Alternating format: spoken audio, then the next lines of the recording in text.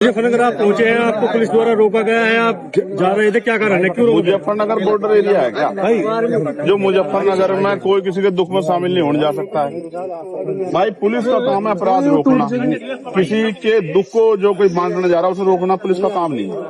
मैं सोनू कश्यप जी, जो जिस भाई की हत्या हुई है, जिसको जला के मार दिया, उस माँ को मैंने तड़पते हुए देखा, उसकी बहन को मैंने बड़ी को तड़पते देखा। उन्होंने कहा कि हमारा अकेला सहारा था, वो हमसे छीन लिया। मैं भाई का फर्ज निभाने के लिए, उनके आंसू पूछने, एक बेटा बनने के लिए वहां जा रहा था। ये मेरा फर्ज भी है। चुनाव के समय तो हर कोई जाता है वोट मांगने के लिए, तमाम तरह की मीठी मीठी बातें करने के लिए। दुख में जो साथ खड़ा वही अपना होता।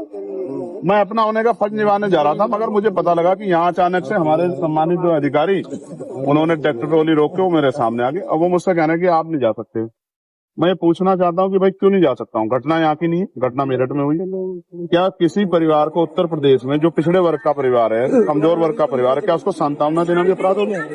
तो मुझे सारी बात में एक चीज समझ आई है कि मैं राजनीतिक अछूत हो गया हूँ यहाँ उत्तर प्रदेश में। मैं किसी पीड़ित की आवाज नहीं उठा सकता। मैं आवाज उठाने जाऊंगा तो मुझे बंद किया जाएगा।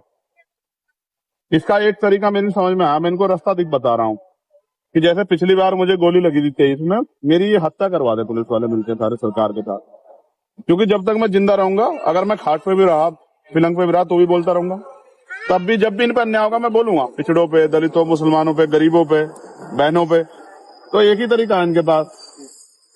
ये लोकतंत्र को कुचल रहे हैं, ये संविधान को चल रहे हैं, ये मेरी हत्या करवा दें। इसके बाद तो उनको शांति मिल सकती है, वरना जब तक मैं हूँ क्या तो ये जुल्म रोके, वरना अगर ये जुल्म करेंगे मेरे लोगों पे तो मैं उनकी आवाज को उठाऊंगा, मैं लड़ाई को लड़ूंगा। मैं किसी बात से नहीं डरता। एमपी साहब कई दिन हत्या को हो चुके हैं, अब तक एक युवक जो इसको है तो भाई मैं तो जब तक परिवार को नहीं सुनूंगा तब तक मैं कुछ नहीं कह सकता हूँ। मैं तो जाऊंगा, जब उनके पास जाऊंगा, मुझे अपनी पीड़ा बताएंगे। जब मुझे अपनी पीड़ा बताएंगे तभी मैं आगे की बात तो कर पाऊंगा। मैंने तो डिमांड की थी कि इस परिवार को कम से कम 50 लाख रुपए का मुआवजा मिले। क्योंकि देखो मेरी बात सुनो, आप भी पत्रकार साथी हो, अगर आपके को दुर्घटना हो, आपके बच्चों को क्या होगा? भाई कमाने वाला था, वो चला गया, उसकी बुजुर्ग माँ, उसका क्या होगा? 10 दिन तो सब आएंगे।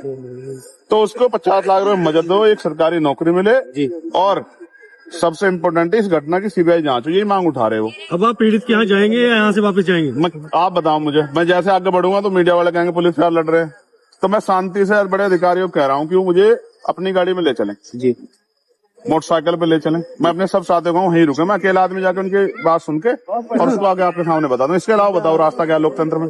अगर लोकतंत्र में चुनाव प्रतिनिधि जनता के बीच नहीं जाएगा और वो दिक्कत है कि नेता जाते नहीं है, मैं जा रहा हूं तो मुझसे दिक्कत ये है कि वो क्यों जा रहा है। तो भाई और लोगों की मदद नहीं करना चाहता, मैं तो करना चाहता हूं, तो मुझे फांसी चढ़ा दो, यही रास्ता है इनके पास।